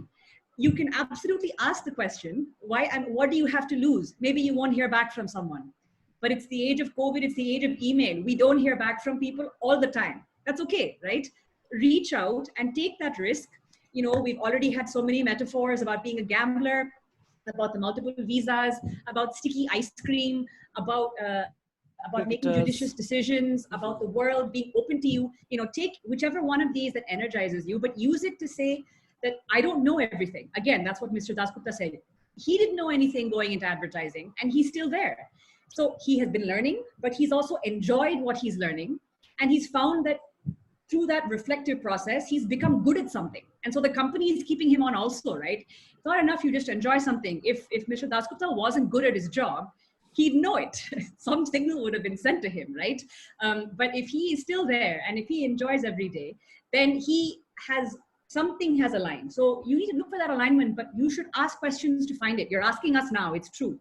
But once you're in that discipline or major, once you have, as you are approaching finishing a degree, reach out to companies that interest you. And now there are so many small startups where they are looking for students of all backgrounds who don't have any specific specialty. And they'll say, yeah, come join me as an intern. If I like you, we'll keep you on as a permanent hire. These kinds of more flexible relationships are all the rage nowadays. And you should absolutely look those up as well. Sharmishta, can I chip in with the history part? Please. Yeah. Actually, you see, when you are doing master's program in history, I assume that you are passionate about the subject. So one obvious area would be, I wouldn't kind of elaborate on it, would be the teaching career or research later on. But barring that, there are a lot of allied fields with history which you could explore. One of them could be archaeology. Okay, if you are passionate about it, archaeology is a very, very engaging job. It opens up a lot of avenues for exploration, and it would keep you, if your quest for knowledge and your appetite for pursuit of knowledge alive for a long, long time. Besides this, you could also explore museology. There is the National Museum Institute in New Delhi, where you can kind of pursue your course on masters in museology and apply for the various museums. Okay, be a museum curator. Then you could be an archivist. Okay, various archives, the maintenance of the archives. It's very exciting, and many researchers come to work there. Okay, so that would be one possible area. Besides this, being an historian, you could just be an historian or an historian expert in a particular field. Even in the military fields, they kind of require the military history per se. And also in the media, various the channels which are there, they require inputs from researchers for the backup stories. So it depends. There's a wide gamut of avenues which open up, besides the obvious avenues of teaching, research, and of course the good old government jobs of civil services. Okay, so these are, there's a right blend between tradition and more innovative ways for you to explore. Perhaps that answers your question. Thank you. Thank you so much. You can make a point. Yeah, sure. Let me just add two things. Just one moment. First, it will be Mudir, and then you can take up Dr. Chatterjee. You can come in. Nobody has touched on the subject of burnout. You burn out when you work within a specific vertical for 20 years and finally you feel that there's nothing that you can contribute to that particular vertical or that silo. But if you have a liberal arts green card that makes you go from one vertical to another vertical to another vertical, you actually work in each vertical for 6 to 7 years, keep jumping. By the time you are 20 years in your company, you might actually become the managing director. So if you ask me, an excellent way to avoid burnout is through the liberal arts route. And I must end by quoting a great poet who probably was a liberal himself. Yahi nishan hai zamane mein zinda qaumo ki. Yahi nishan hai zamane mein zinda qaumo ki ki subh aur sham badalti hai unki takdeer hai. That's your liberal arts person. Beautiful. That happened to be Muhammad Iqbal. Beautiful. Dr. Chatterjee? I would add to what Sir said. You can also look at heritage management. Today, history it's a very evolving chapter in history because heritage today, heritage management, heritage conservancy. There's a lot of new kind of things that are evolving in history, like environmental history, sports history. These are two subjects which in recent years have given a lot of avenues to people. So if someone pursues history very seriously, these are besides all those that has been enumerated already, these two other vistas also are open for. Also to add to Nilanjan, I know creativity does not need a teacher. There was not any teacher needed to teach Sachin Tendulkar how to face the fast ball, but there was still Archaeology, in fact, sir. For you see, in the schools, what we teach in advertising is the craft, not the creativity. That's a very important factor, and many of my students are today in the highest of echelons of advertising industry and also in creative. You must be knowing Sujoy Roy of Ogilvy and Mather. He's basically a partner today. He's my student. So, there is a craft that has to be taught. The discipline has to be taught. Creativity cannot be taught. That's absolutely true for all sectors. Thank you very much. We'll quickly go to the other. We are running out of time. I want everybody to speak because viewers want all of you to speak, but you can keep it short. We'll come to technology. So the question of what do you think the technological revolution has left or will leave on the future of studying and practicing liberal arts, which can be clubbed to some questions which are already here, is how to leverage your liberal arts degree in tech. And given this whole technological revolution that has taken place, it's connected to all the new possibilities and scopes that are approaching. So this is, of course, open to everybody, but then I would possibly ask Nilanjan to start. Yeah, okay, thanks for this. I think, honestly, I'm the odd one out to tell you about theoretical answers to, to your questions. If you see the you don't need to answer it theoretically. Possibly okay, look at it from your multi-talented film and gourmet and creativity point of view. It will be more helpful for students. Yeah. So I think what is really happening in terms of the technology in advertising right now, I think because of maybe this whole thing that we discussed right now about the Corona thing, obviously, I mean, the digital revolution already started many years back, and we were all doing online advertising. And right now, in the last 6 months, I think we have only moved to that zone.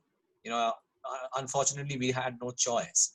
So I think the understanding of the technology comes from the whole fact that how you're dealing with your situation, what is the need of the hour, what is your client looking for in terms of pitching his ad to which kind of audience. Those are the things that you will learn in our profession once you start.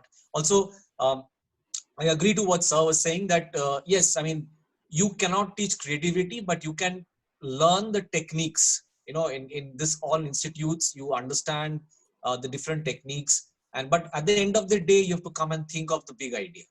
Similarly, there can be, in the business of creativity, there can be hazard ways to come to reach out to the audience. There can be a lot of technicalities to be used, but at the core, it is about the idea, and it is about thinking the idea, and nobody can teach you that. I cannot teach you how to think the idea. There's an interesting saying that 99% ideas are already thought, that 1% is where actually you're struggling, to come out with that whole thing. And it's little difficult, and I'll quote one photographer here, and it's one of my favorite photographers. I don't know whether you have seen his work. I'm sure you have heard about him, Ansel Adams. Ansel Adams is a fantastic black and white photographer, and he has said a very interesting thing that, you don't take a photograph, you make it.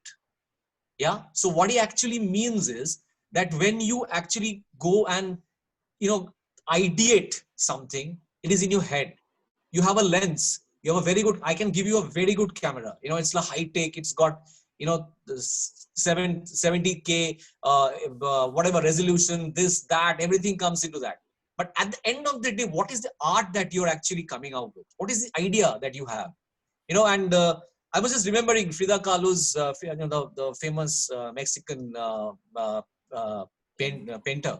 It's a very interesting thing she said. And she said that, I never paint dreams and nightmares. I only paint my reality.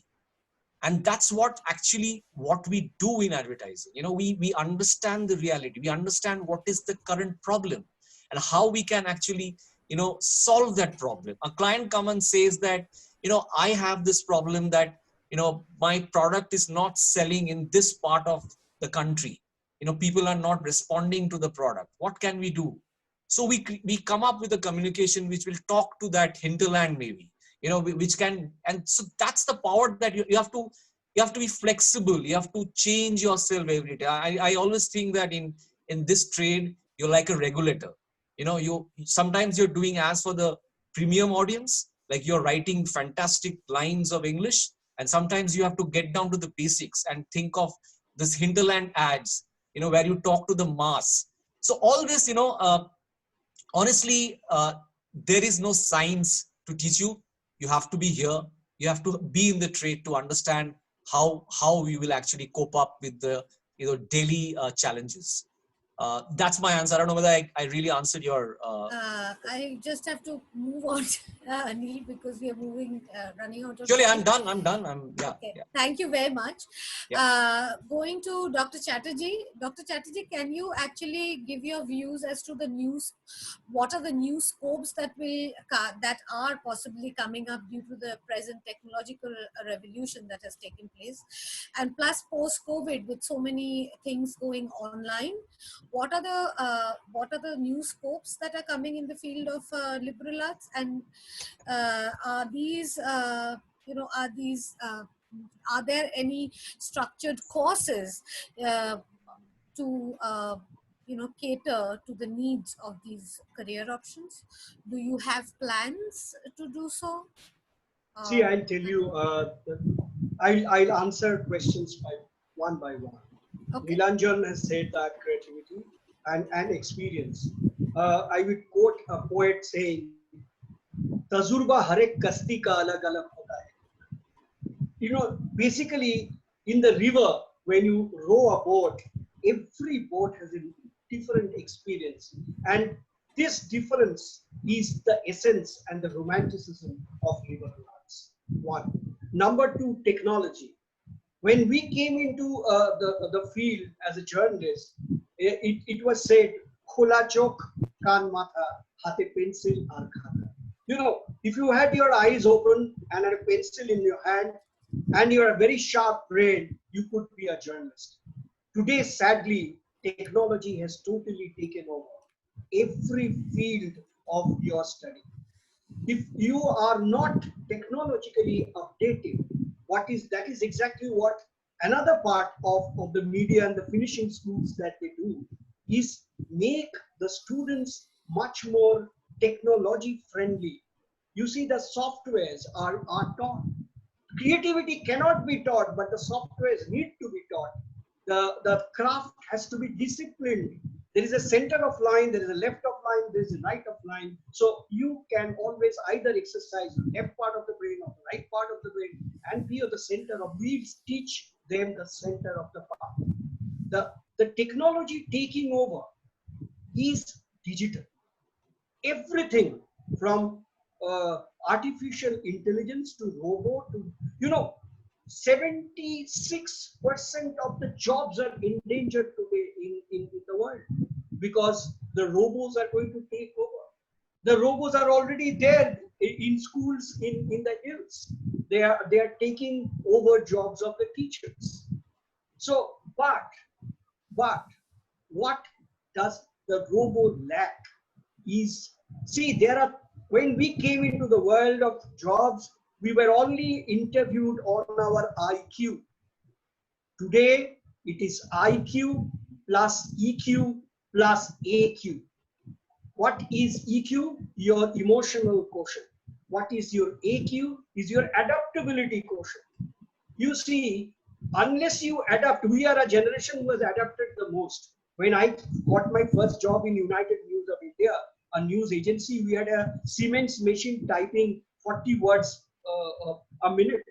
And I have seen the entire revolution of technology taking over lives. When I was the first guy from this region to go into television. And me, Manidipa Mojumdar, Jamil Sagar, Sneha Shishu, we were the people who started television in Calcutta and these parts. We carried a 20 kg Betacam camera. We had 4 people to travel with us to every assignments around the world. But then today, one man does it all. See, the technology has really become very, very consumer friendly and has been a very, very enabler. So technology should not be feared in liberal arts. Liberal arts is being enabled by technology. You see, when we started in the fine arts department, people used to draw on boards. Today they draw on the iPads. Things have changed, but the basic EQ and AQ does not change.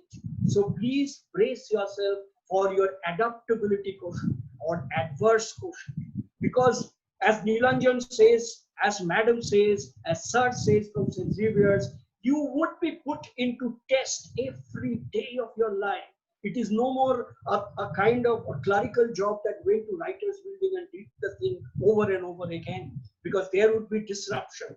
And digitally, it will be disruption by digital modes. And as it gets digital, it gets disrupted. So you have to overcome that kind of obstacle and go on. You have to learn the basics that we learned with just writing on, scribbling on pad has to be on an iPad, perhaps in a much more intelligent machine in 2 years to come. So either, unless you learn and adapt, who would be an employable person post-COVID?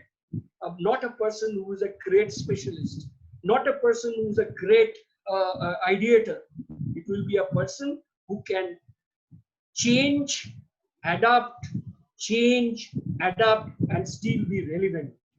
So being employable post-COVID would be a tough task, be it specialization, be it liberal arts, because today the borders are all blurring, my friend.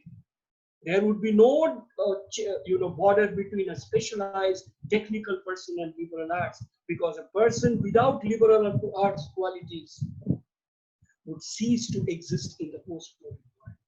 You have to do, I'll just give a small example before signing off, perhaps, is that when the Howrah Bridge was built, the engineers deployed did not know how to talk to the fishing community who were there and had to be displaced.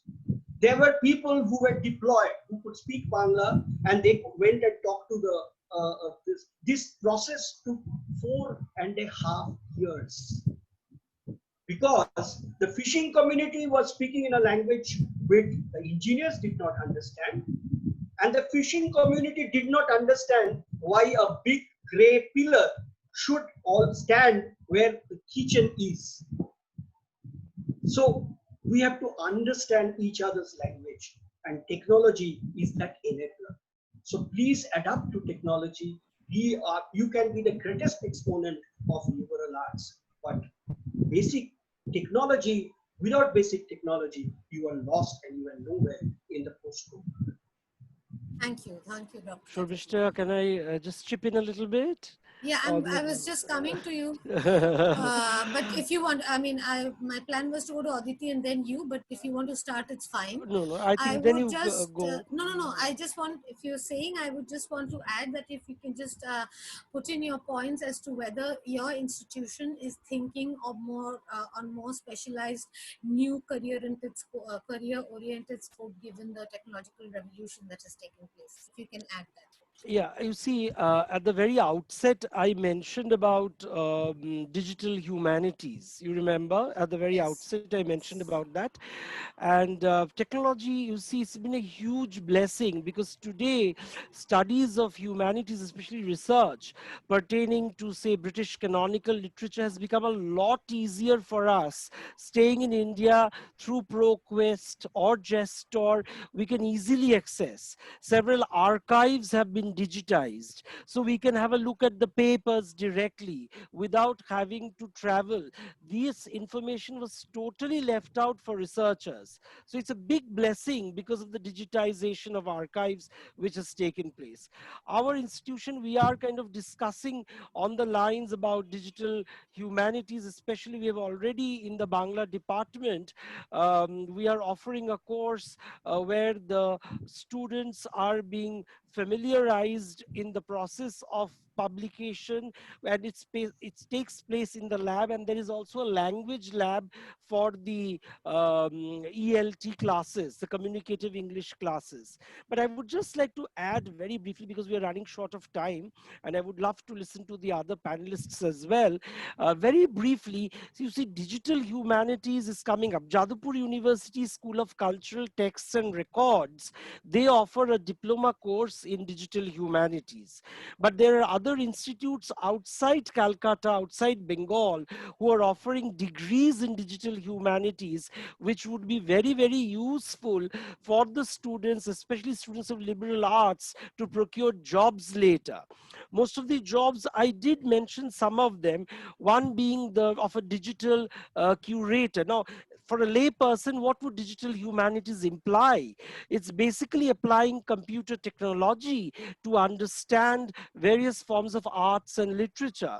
As a digital curator, you create catalogs, and you, along with that, you preserve the integrity of the collection of the materials. There are other job avenues, like I mentioned, about being a cultural designer of a particular enterprise, or an information architect.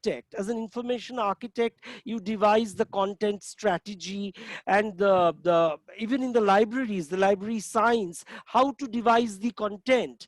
Of course, whether the manpower portion, like the human resource question, whether it's going to go up or down, that's not my issue. But definitely in these areas, new avenues are going to be created.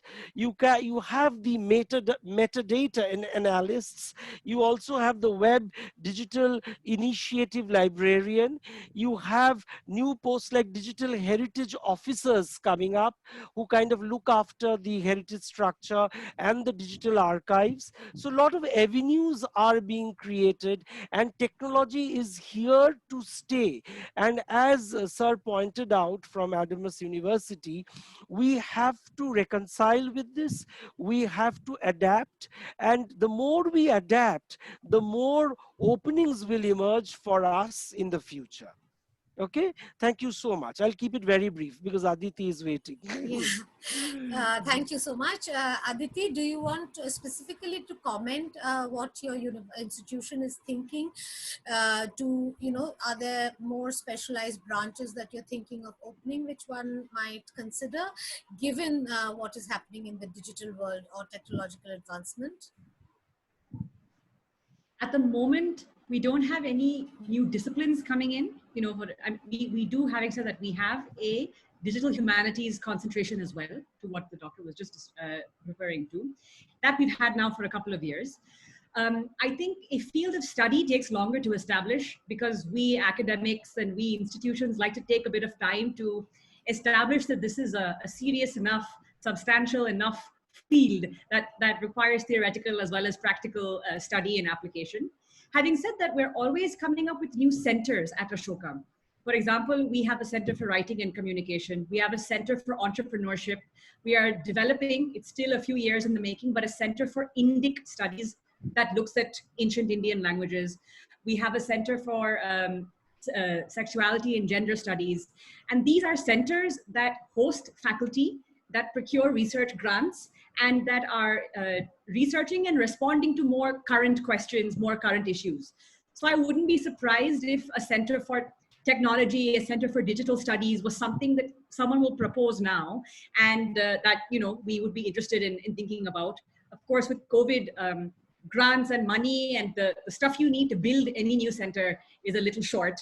So that will take a bit more time to put into place, but these are exactly the kinds of questions that an institution is asking, right? How do we stay relevant and help our students respond to the world around them? And if I can add one more thing, because as you can see from the panel, we faculty, even advertisers, we love to give a little bit of advice or maybe nag a little bit. But learning technology now, if that becomes something you have to do more of because the world is moving more digital and more remote, you're learning a new language. You're learning a new way to communicate. It's a structured, brilliant mode of transmission. We at Ashoka have a great computer science program. I'm sure every college on this panel does. And if you like learning other new languages, or if you think that for the career you're interested in, it's good to have a second language. Think of a computer programming language as a third or a fourth language. It's only going to help you. It's only going to make you more relevant, more accessible to jobs.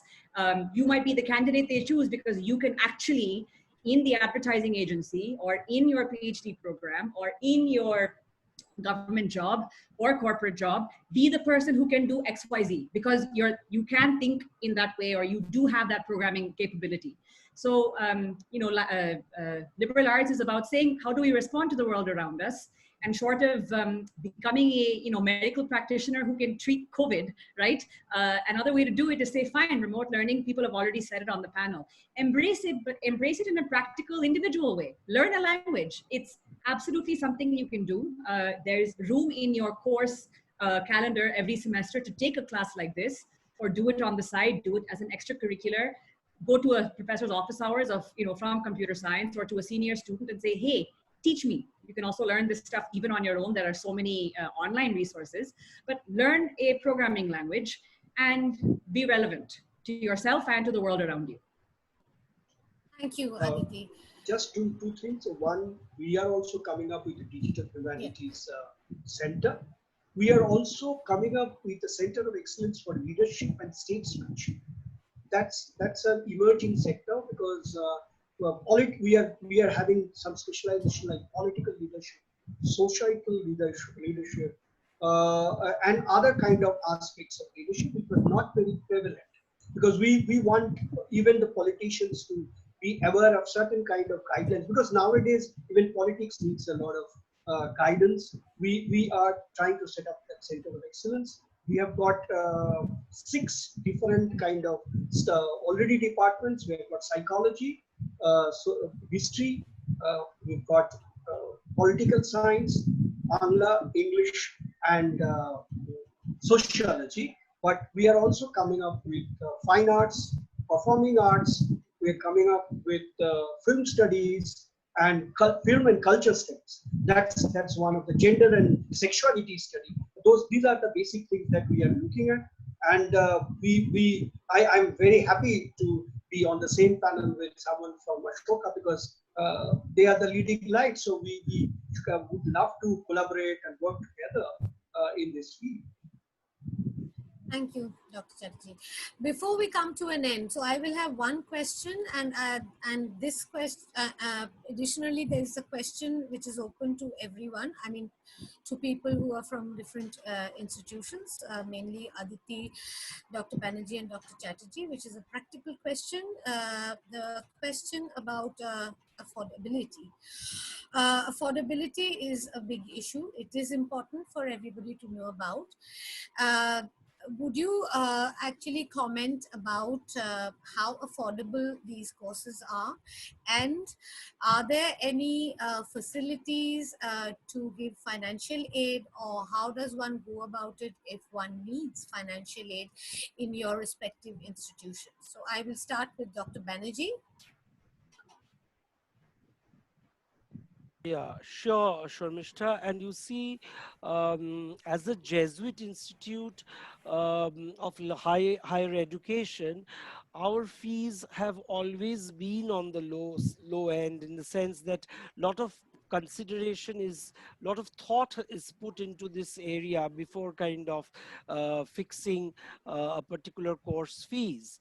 And Jesuits have always encouraged. We also have a rural campus now in Raghavpur, where we have adopted villages, and we are ensuring welfare. Most of them are first generation learners in the field of higher education.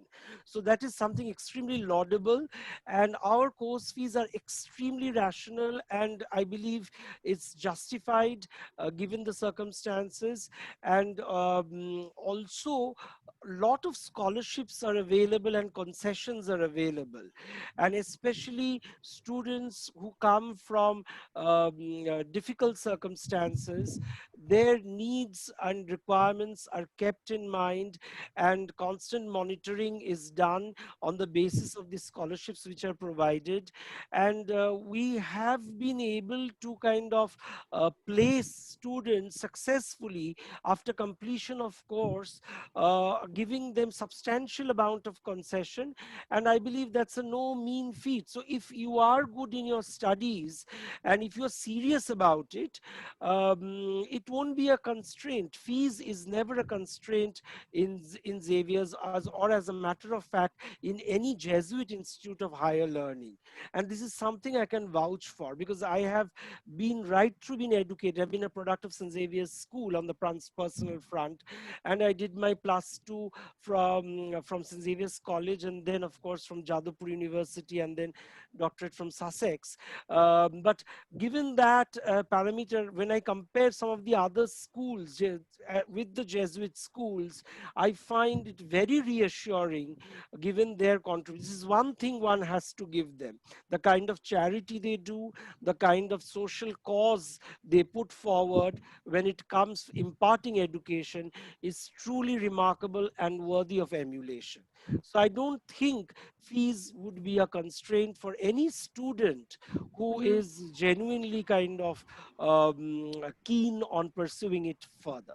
Oh, Thank you. thank you. Thank you so much. Aditi, do you want to add in something? But we have about 5 minutes left. Sorry. We have a robust scholarship program. We are constantly admitting students on a need-blind basis, by which I mean if they clear our admissions process, which is a written application and an in-person interview. And yeah, if they clear that and they don't have the financial means to come on their own, we provide it. We pride ourselves on admitting students more and more each year from parts of India that are not the big metros, not the big and major schools in different cities, so that we give our students a rounded out education, since part of liberal arts education is just getting to know your peers across the country. And we are very enthusiastic for students to apply whether or not you have the money. Thank you. Dr. Chatterjee? Adamas has a policy of being very student friendly. We were the first to open our entire campus for COVID patients. And we are the university who not only gave the entire non-academic blocks, but we fed took care of these people, their relatives, doctors. We opened up our hospitals and for the nurses and doctors and It is only recently that it has been vacated. So we are the first university, perhaps in the country, perhaps in the world, to open the entire campus for COVID and COVID-related patients. So one part of our founder, Chancellor, Professor Shomit Rai, we have huge Chancellor scholarships. And if we basically also have a huge kind of clinic which is free, giving legal advice to all people. So we do a lot of community service. Our fees are very moderate for a private university. We have a legacy of 35 years of being with the Rice Education, then 2 major schools, and then the university. So I don't think anybody who's deserving, anybody who needs a scholarship, anybody who wants to reach out and for the sake of education, Adamas has always opened its door and been very friendly. And there are 73 at present national players who study in Adamas, paying only ₹1 per semester. 73 national players, including players playing ISL, IPL, and all the big names and all the games that you can think of. And they just pay ₹1. And my school, I have got 42 of the 70. So I know what kind of yeoman service we are really doing for the students. Thank you, Dr. Chatterjee. It's almost time, so I would just go from one person to the other, and if you can say 1 or 2 sentences only as a closing comment to all the viewers and our young students who are looking forward to many answers that they have written in the chat box and also in the question answer section. So I would start with Aditi. I think you've all made a first excellent step by attending a session like this and asking questions. Keep reaching out. Find all of us on our university websites. All our email addresses are available. I know I'm speaking on behalf of everyone when I say this. Keep emailing. Ask questions about creativity and jobs and the rest of it. It's hard to give so many detailed one-on-one responses in a session like this, but I hope what you take away from this is that everyone on this panel, we love to talk and share our story. We'd love to hear your story, and use that energy and your own energy, and you will do very well in the future. Best of luck, and be in touch. Thank you, Aditi. Nilanjan. Yeah. Well, I think study in all the institutes that are being represented here, and come and work in Rediffusion, because I think we as an agency, we are one of the most reputed agencies in India, and we have a great bunch of talent, young people who work here. And I just want to say one thing about whether you join advertising or not, wherever you are, never say that's not my job. Because I think we used to say that's not my job, it's over. You have to do everything, like the all-rounder example. And when it comes to art, I believe in one thing, what Henry Moore says, that to be an artist is to believe in life. So if you keep believing in life, you can become an artist. Thank you. Great. Dr. Banerjee? Now, when you took the decision of attending this session, I assume that most of you have that streak and you are toying with that idea and have that conviction of being true to yourself. So my parting advice would be have faith in yourself. We are living in very difficult times, and be true to yourself, and don't stop chasing your dreams, come what may. And they would turn out to be a reality, a sweet reality, definitely. So thank you for attending this session, and have faith in yourself, and keep on chasing your dreams, come what may. Even if the chips are down, please don't abandon them. Chase them, concretize them. You will realize it. Thank you. That's it. Mueller. Mueller, you're on mute.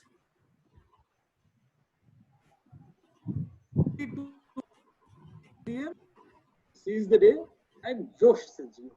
That's it. Thank you, Mueller. Dr. Chatterjee. IQ, EQ, AQ. Chase your dreams. Write to all of us. We are there to help you. But remember, you are going to transit from the answer space to question space. Please don't stop asking relevant questions. It might create a lot of disruption, like the digital is doing to our lives. People might not be happy with you because you ask very pertinent, non-pleasing questions. But please ask questions, because that is where the world is going to be liberated. Because either you are liberated or you are enslaved. The choice is yours. Thank you very much. Well, that brings us to the end of this session. Of course, the discussion might carry on for days. As they have all said, you find them and you write questions. There are many specific questions on specific subjects which can be answered, and suggestions can come from them. From my side, I cannot thank all the speakers enough, because it has been a very enriching session for me as well. Thank you, ABP Educational Portal, again for inviting me.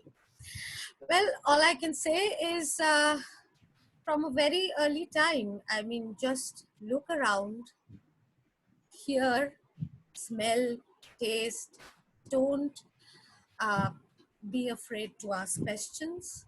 Don't be afraid to be a critique or to reason. And be honest to yourself, follow the dream. And you'll be there for sure. When you have the will, you always find a way. Thank you very much, and all the very best to the viewers. And bye-bye. Thank you. Bye-bye. Thank you. Bye. Take care. Bye.